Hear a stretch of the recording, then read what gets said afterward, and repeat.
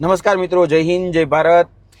જોવા જઈએ તો આજે જે દહેગામ જે છે એ દહેગામ પોલીસ છાવણીમાં ફેરવાઈ ગયું છે. કેમ?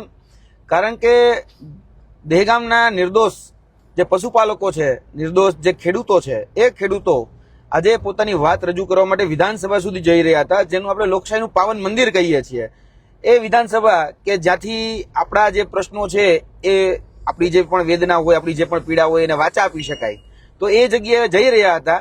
તો આજે લગભગ 3500 જેટલા પોલીસ એ દહેગામની અંદર મૂકી દેવામાં આવ્યા છે. હવે દહેગામ પોલીસ સ્ટેશનમાં પૂરા 35 પોલીસ વાળા નોકરી હરખી રીતે નહીં કરતા હોય, અહીંયા 3500 પોલીસ કર્મચારીઓને મોકલી દેવામાં આવ્યા છે. કેમ?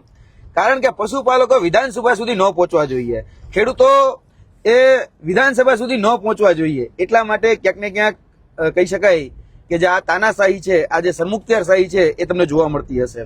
આજે દહેગામની અંદર એક વ્યક્તિ જે છે, જે ધારે અને એ ગમે એને લાચાર કરી શકે એ ઈરાદા સાથે, અને પોલીસ પણ એના ઈરાદા સાથે ક્યાંક ને ક્યાંક આજે જે ગરીબ ખેડૂતો છે, ગરીબ વંચિતો શોષિતો છે, એ લોકોને આજે હેરાન પરેશાન કરી રહી છે.